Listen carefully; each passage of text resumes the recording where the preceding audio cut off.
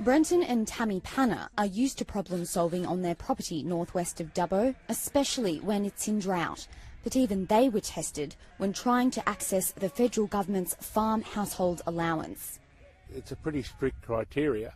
I don't wish to bag the government, but they're making things hard, that's for sure. The country's drought coordinator, a military man used to bureaucracy, was himself perplexed by the paperwork. Yeah, you know, one of the things is soldiers have a master's degree and it's filling in forms. So I took the farm household allowance form and I got stuck not too far into it. Around 26,000 farmers are eligible for the assistance, but just 8,000 have received it since the scheme began in 2014. Centrelink extended its opening hours in Dubbo over the weekend to try to help. Former financial councillor Jim Claringbold is among the applicants. Centrelink extended its opening hours in Dubbo over the weekend to try to help. Former financial councillor Jim Claringbold is among the applicants. He says there's too much onus on those seeking assistance to prove their eligibility. He's got another idea to speed things up.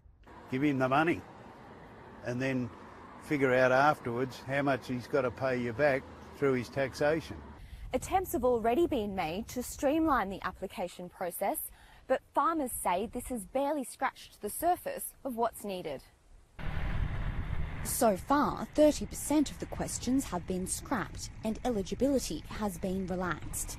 A review of the scheme isn't expected to be completed until the first half of next year. That's ridiculous. There's people that are, finding it difficult to put food on the table. The Panners believe assessors should be coming to farmers, not the other way round. Because people just don't have the time. They really don't. A tough job made even tougher. Claudia Jambor, ABC News.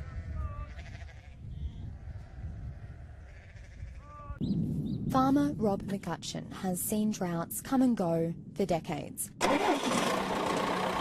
He says the conditions on his property at Trangie, west of Dubbo right now, are unlike anything he's had to deal with before. So this is the first time that we're running into a second year without planting. At the same time, though, there are a lot of people in New South Wales that are in a lot worse situation than what we are here in Trangie. The Premier visited another property in the region today to announce a $600 million drought relief package. People say to me, we don't want a handout, we just want to get through this difficult period, and we're responding to that. The package includes $250 million for one-off loans of up to $50,000, which will be interest-free for 7 years. Farmers will be able to use the borrowed money to buy feed, move livestock, and to preserve animal bloodlines by freezing their genetic material. There's $25 million for new weather monitoring equipment and $4 million towards mental health services, including counselling. The government will also allow more culling of kangaroos. While the measures announced by the Premier today were welcomed by some, others say the government needs to be looking at alternative ways to support farmers that don't saddle them with debt. Rob McCutcheon's daughter-in-law, Mandy, says for those hardest hit, loans are not the answer. What they really need right now is subsidies for freight, for fodder, and actual subsidies for the fodder itself. But the suggestion of subsidies is something the Deputy Premier doesn't support. Firstly, distorts the market. It pushes freight prices and feedstock prices up. At the same time, a lot of people have destocked, and this is about now the next stage. The government is trying to reassure farmers that the assistance can be tailored, but as they stare down a dry winter, for some, this may not be enough. Claudia Jambor, ABC News, Collie.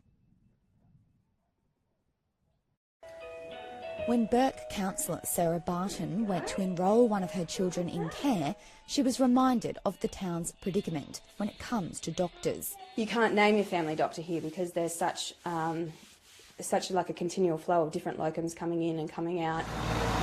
In addition to this sense of frustration, there are other consequences.